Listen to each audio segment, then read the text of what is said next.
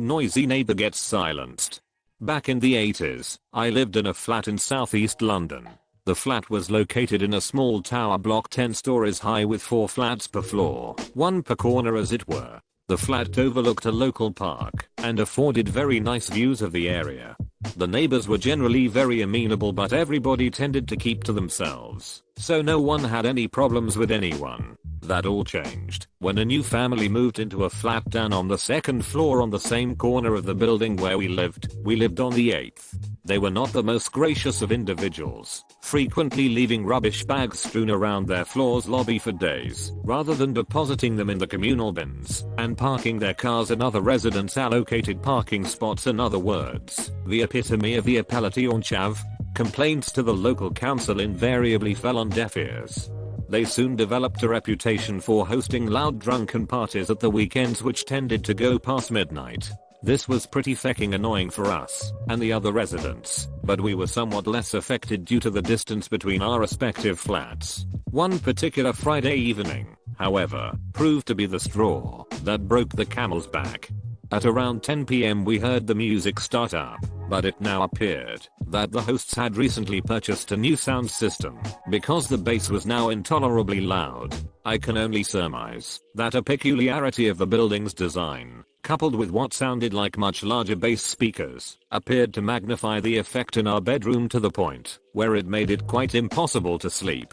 At about 11:30 PM, I trotted downstairs and knocked on their door. It was flung open by what I could only assume to have been the male resident, looking somewhat the worse for wear. I politely asked him if he'd mind turning the music down as it was very loud, rattling the furniture in my flat and making it difficult to sleep. Frick off. Charming, I thought. So I go back upstairs and call the non-emergency police number and explained the situation. They assured me that someone would be around in due course. Being a Friday night, I reckoned it might take an hour or two. So, with much wailing and gnashing of teeth, we sat there waiting for the cops to rock up. Sure enough, about an hour later, I saw a patrol car pull up and a couple of London's finest enter our building. A few moments later, the music gets turned down and the police leave. No sooner had the car disappeared up the street than the music went back up to its previous level. We endure it for another half hour, no change, so once again I call the cops. This time it takes closer to 2 hours for them to turn up. Yep, definitely a busy Friday night. They finally arrive around 3 AM and once again the music is reduced to a sensible level. Unfortunately, shortly after they depart, back up goes the volume to its previous furniture shaking intensity. As you might imagine, by now I was royally pissed off. Indoors too, someone not normally prone to displays of anger was positively foaming at the mouth and looked like she was single-handedly going to reenact the Battle of Austerlitz in glorious technicolor, together with full orchestral accompaniment. It was then that I had a dazzling idea, one so fiendishly cunning and yet devilishly simple, a guaranteed cast iron, 100% pure, 24-karat stonker of an idea so brilliant that I felt certain that within a few minutes I could stop this once and for all and execute my plan in such a way as to make it impossible to trace back to me. Grabbing my toolkit, I crept down the stairwell to the 2nd floor just to double check the actual flat number.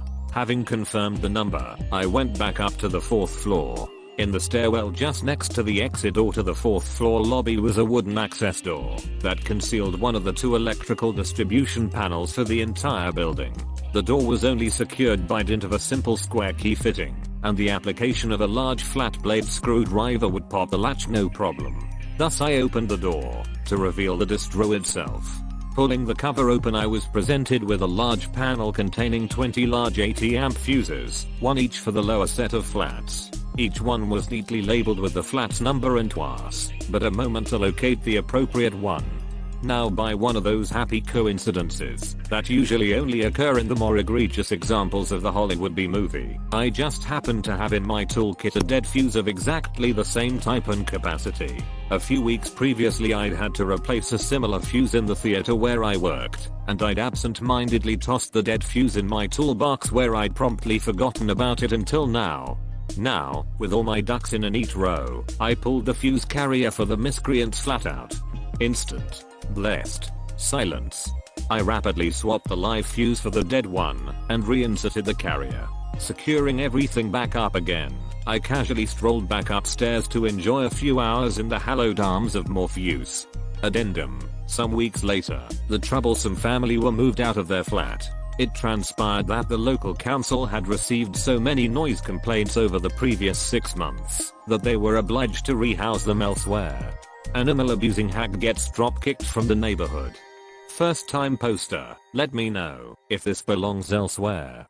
1 year ago, I was renting a house next to the most unpleasant neighbor I hope to ever experience. The only thing I liked about her was her cat, this freakishly adorable tabby who could grab even the most hardened criminal's heart by the balls.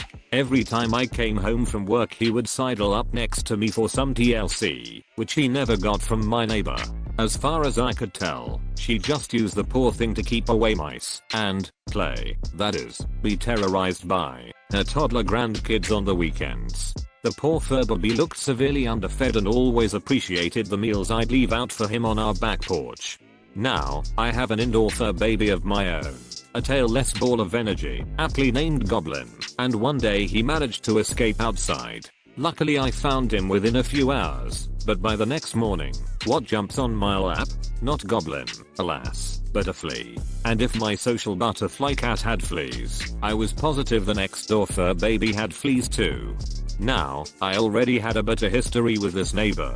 In addition to being a twat rocket to her cat, she'd harassed my older parents who were helping me move in.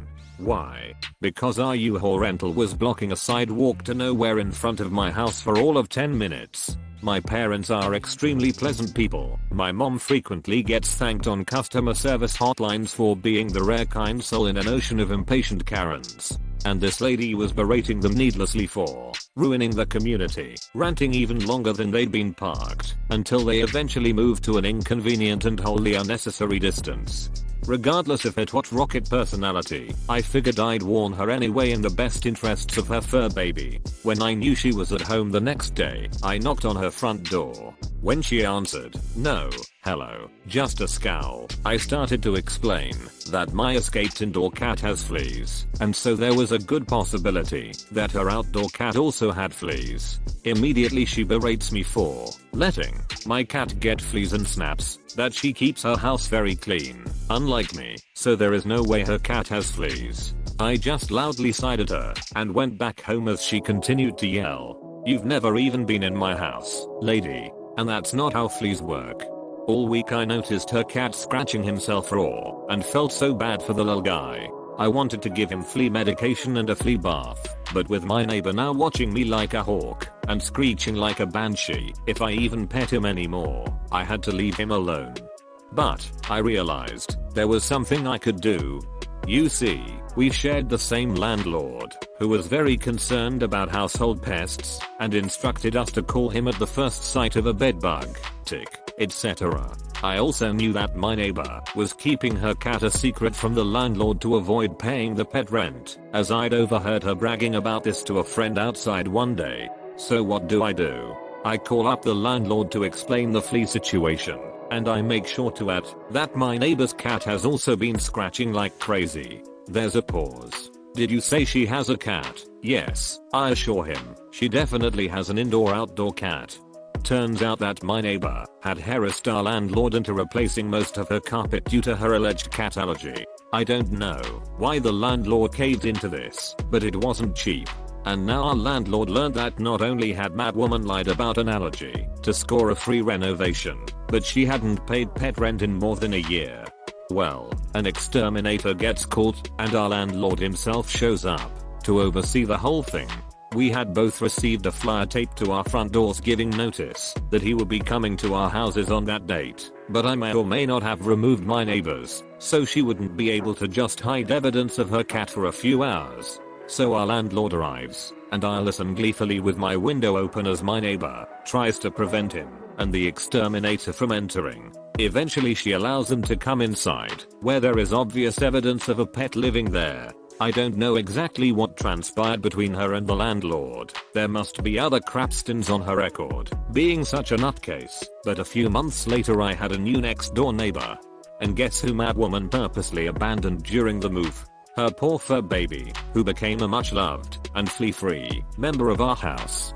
TL. Doctor, my neighbor doesn't feed her cat, goes off on my parents for briefly blocking a sidewalk to nowhere, and berates me when I try to warn her about fleas. I call our landlord knowing she isn't paying pet rent. Turns out she'd been lying about a pet allergy to get her carpets replaced, and she gets evicted. I keep her cat.